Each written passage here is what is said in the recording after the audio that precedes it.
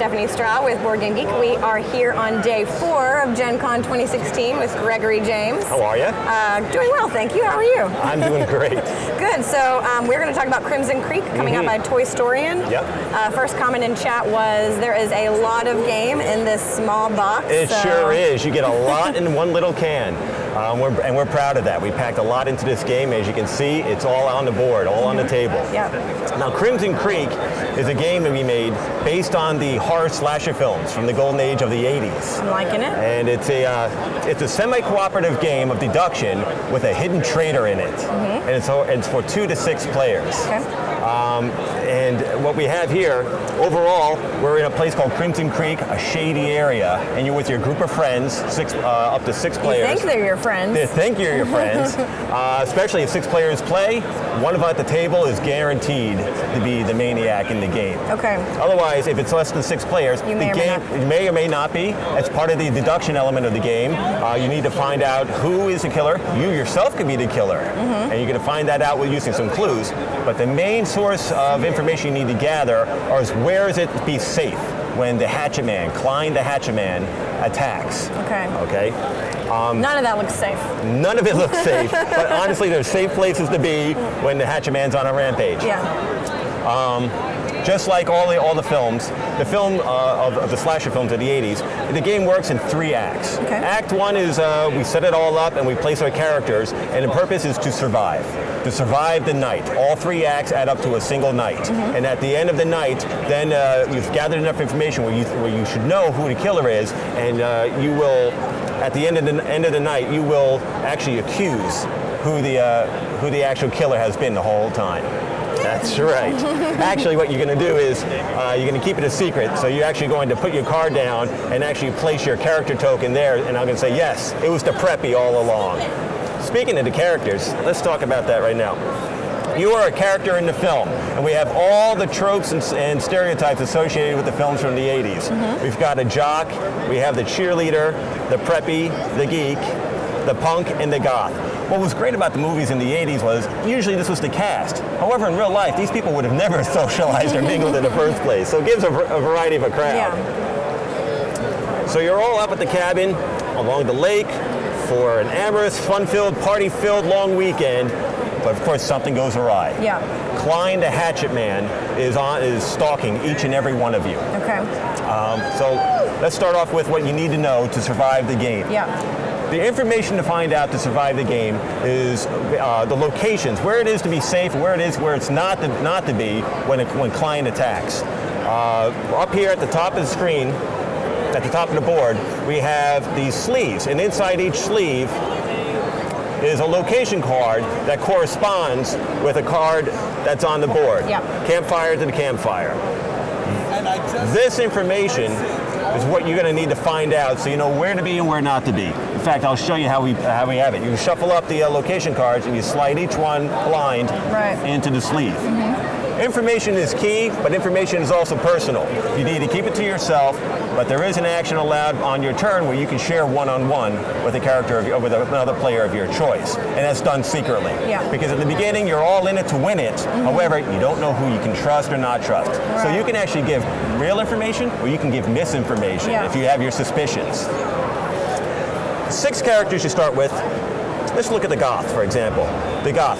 Each character will have its own special ability. For example, the goth does not get scared when chased, but does get scared after hiding. That's a great introduction. Let me explain that one.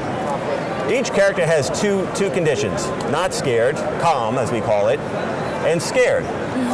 There's a reason why. Yeah. When you're calm, you're much more rational. You can think things out. It's like sort of like an RPG in a sense like that. You're going to behave as if how your character's condition is. So you're able to peek at from locations to get information from the peeking sleeves. You're able also to hide, which is really important. And we have 3 hiding tiles. These are places to hide at particular locations. For example, the boat is great to hide in when you're at the lake, and it's also good at the woods because it's up in dry dock in the woods. Yeah. You've got a pickup truck that's great for the cemetery. It's also going to be great for hiding in at the campfire. And the last one is the bed, to hide under the bed at the cabin as well as the barn. Yeah. So, normally, Normally, when a character is scared, they're not able to use their hiding place. Okay. So that's a great special ability of hers. She's always going to be able to use her hiding place during the running mode of the game. But then she'll be scared after. She'll be scared afterwards. Exactly. Characters are placed. I'm going to place the characters just so you see how things start out. Okay. I'm going to start off the characters at here. They go in pairs. And I'm going to start off with here at the campfire. And this one then goes to the cemetery. Okay? Movement around these cards represent what we call the board. Each location has their own name as well as their own icon in the corner for peeking. Each one of these icons corresponds to a sleeve up top. Right. Yeah. So if you peek at the lake, you're going to look at the card that's in this one. Exactly. Movement around the board, we call it running, is moving one adjacent location from where you're at. Is this adjacent to That's this? adjacent to that. Diagonals work. You could not jump from here to here. Right. Okay. The only limitation to that, 2 characters per location. Well, we have that worked in there. So you can't go here. They can't go there. However, we do have as part of the character's actions, you can swap locations. So you can go, I'm swapping with you. Yeah. Also available later on, as the acts progress, we have these non-player characters. We have the Gravedigger, the Caretaker, and the Deputy. They are placed in specific locations and start off the act in that location. They are obstacles. They take up space. Yeah. And you can use that to your advantage, and it can be used to a disadvantage. If at some point in the game you realize that you're potentially the killer, you suspect that you may be the killer, you can be using this character by pushing and pulling them into other locations to block up locations and keep other players from running to those. Yeah. Every time a character does an action that is considered exposing them to a potential threat, exposing their location, we track it over here. In fact, you'll choose one player to be in charge of this. On the exposure track card, we have an Act 1 track as well as a track for Act 2 and 3. And every time you do an act that exposes, and we have a list of those acts, you just track it on the card moving this marker, 1, 2, 3, 4, 5, 6, and keep tracking along. And then when you hit a number with a red card, you're going to flip over what's known as an attack card. The attack cards. Normally these are flipped over at the end of every player's turn. Okay? So this would be flipped over early because an extra one as extra danger to the scene. I just flipped over what's called a Calm Night. No problem for what you just did on your turn. It's not attracting Klein the Hatchet Man's attention. Okay, we got lucky. But we got lucky. But if you throw a hatchet, if you draw a hatchet card, that's a problem. That means you step on a stick. You did something that might have piqued Klein the Hatchet Man's attention somewhere, and he's going to be heading towards you. Okay. When 3, all depending on actually the number of players, the attack deck is made up. But when you draw a certain number of attack cards, that's when the Hatchet Man attacks. And we go into what's known as panic mode. It's called the chase mode. Are these poker chips? Those are very heavy-weighted token chips. I don't think they're actually full-blown poker chips, but they have a nice heft to them. They do have the heft to it. Right. Lighter ones tend to just get bumped around, but here's they kind of hold the card in place. Yeah. We like that. Yeah. All right. So drawing enough of the hatchet cards, we go into what's known as the attack mode, and that's when everybody has a chance to do one move. Okay? The move is based on the information you've gathered during the course of the game. You've been moving around, causing all this ruckus, which attracted clients' attention. Hopefully, everyone's been gathering information from the peeking sleeves and knowing which one corresponds to which. When Klein, the Hatchet Man, attacks, we flip over a reveal card from the reveal deck. That is the icon corresponding to the sleeve that he's going to be attacking at. So, can we look at this? Don't look at this yet. Nobody looks at this yet. You only look at that when you were peeking around. Okay. All right? I'm going to put that right there. Yeah. So Klein, the Hatchet Man, is going to attack at whatever location is in this sleeve. Right. You're going to go back to your notes. You're going to be keeping notes. and you're going to be writing down, you might have peeked at that I location. saw that. I know what location that is. I do not want to be there. Oh boy, I am there. So I'm going to get out of there. I'm going to be the jock. I'm going to get out of there. Yeah. So on my turn, I'm going to be, I know from peeking around that under there is the campfire. I'm going to go, all right, I am moving over to the lake. But because this is a chase situation, I'm running panicked. So now I am scared for the remainder of the act. So that means I will not be able to use a hiding place tile later on if I survive this. So if I'm the preppy and I'm looking through my notes and I'm like, I don't know where that location is, but Now, I see Kat, you run, yes. then I might think that's bad for me and I should also run. Exactly. Gathering information is not just on your turn. There's no passivity in this game. Not only are you doing stuff, but you got to watch what everyone else is doing. You're going to notice that a player ahead of me ran from the campfire to the lake and decided to go into the scared mode for a reason. And if you're the prepping, you're like, oh, I'm here at the campfire too. I think I'm going to bug out as well and head for the hills as fast as possible. Once everyone has had their chance to decide what they want to do, you can stay put. If you were there at the campfire and you are afraid that might be the place that's going to be attacked, and you cannot move. Say the situation is. So like maybe these are full.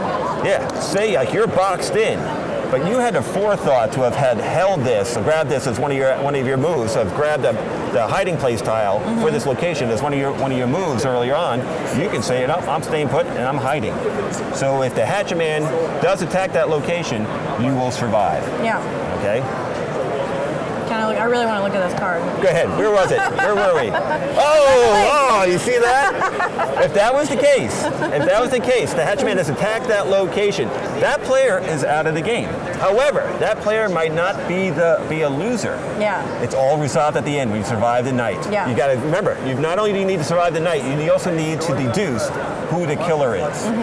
If the jock happened to have been the killer and the game eliminates all the players during the course of the game itself eliminates all the players during the course of the game, the jock who ended up having been just by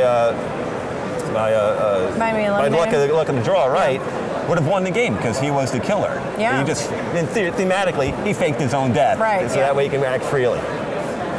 So, when Klein attacks a location, I'm just going to put this here as well. As you can see, we've got him standing at the doorway menacing. Yeah. This location is now eliminated from usage, and it's going to be whittling down slowly and slowly. Yeah. There is only one absolute safe location on the board at any time during an act, and that is in the hatchet man's lair. He does not attack his own home base. So you are not only gleaning information from these to find out where not to be, but through a process of elimination, you're going to try and figure out, oh, this is the absolute safe spot. Yeah. Whatever this location card is, I know he'll never attack there. Yeah. So I will always try and move over to there. Yeah. And well, actually, at the end of the act, you need to be here in order to survive the final attack. Oh, okay. All right. That's a lot of technical stuff. How do you get up in these areas? We just set these out so you can see that we have also a separate set of interior cabin cards. Oh, okay. This is when Act 1 is over. We have an actual nice little cheat sheet for setup purposes. Oh. And when Act 1 is over, we then set up for Act 2. Oh, okay. An act is over when Klein attacks 3 times. Okay, and the surviving players move on to the next act. The cards are moved. The new layout is placed, which we see right here. Would the jock come back in Act 2, or a jock is out? The jock is out. The jock is out. Okay. Right. The game moves quickly enough where, like, if a player's eliminated earlier on, if you feel up to it, you can start another game very, very soon, and everybody jumps right in. Yeah. This is a fast-paced and nerve-wracking game, and like I said, nobody's passive. You're always paying attention. What's interesting about this setup is you have a potential to be cut off from everybody else. As you can see, you walk in here. You got the living room, and you go through the kitchen, and you can head up to the attic. And if Klein attacks and happens to attack the kitchen while you're there, you could be stuck up there. Oh yeah. You see what I'm saying? Yeah. However, we've got these wonderful little tiles. They're called ladder tiles. They're one-usage tiles. If you're stuck up there, you could use it to escape down to here, but once somebody does it, it's out. Once one person uses it, it's done? Yes, Yeah. it's done. So it is a last-ditch effort to escape. That's cool. That's right. Now, I put a lot of emphasis on finding out who Klein the Hatchaman is in a 6-player game. It's not the most driving aspect of the game. The driving aspect is survival, and along the way, you can also search in a location. Let's use the Preppy as an example, right? She's at the campfire. She's already looked at. She goes, I'm going to peek from here. You get 2 actions per turn. I'm going to peek from here. I'm going to see what this is. Privately, she would hold this up to herself and take a peek at it. I'm just going to show you what's going on here. She would peek at it, and she would see that under the lantern icon, the location, the highway is in that, and you would make a note of that. You can use any scratch paper and pen we have. On our website, we actually have a form that you can print out, 5 or 6 sheets, really easy. It doesn't use up a lot of ink, and you can use that to check things off. She doesn't feel any inclination to move the Preppy. She's going to use her second action. I'm going to search this area for a clue. Now, if she drew a blank, there's no clue there. But if she was lucky enough to have drawn the red hand, that means there's a clue there. That gives her the choice of looking at the card in sleeve clue 1 or clue 2. Either one, you don't have to do it in order. And she's going to choose clue 1, and she's going to look at it, and she can say, oh, there's a piercing. There's something that someone with a piercing has dropped here. So she's going to use that as a clue. Combined with the second clue, traveling around, you can search in another location, get lucky, and find and draw the red hand in order to look at the second clue. Combining the information of the two cards, here's torn pants. You've got the 2 clues to reveal who the killer is. We've got a nice little lineup card where we're going to use at the end. He's got torn pants. He's got torn pants. He's got torn pants. She's got torn pants. But we also made it easy where we've got the police department's evidence list. And we're going to go into here. Who had piercing and torn pants? The punk. Right at the top. The punk has it. Right. So if gleaning that information, you're going to know, oh, the punk is it. All right? So your purpose is to then not only survive, but you also should keep a secondary purpose of possibly eliminating the punk from the game. Because if that punk ever finds out that he's the killer, the game changes for him completely. He's now the hidden traitor. His purpose of the game is not only surviving, but to eliminate the rest of the players in the game, and that includes the non-playing characters as well. Cool. So somewhere in the game, characters' motivations become cemented, and the game progresses in a different manner altogether. Yeah. So it's about 30 to 90 minutes?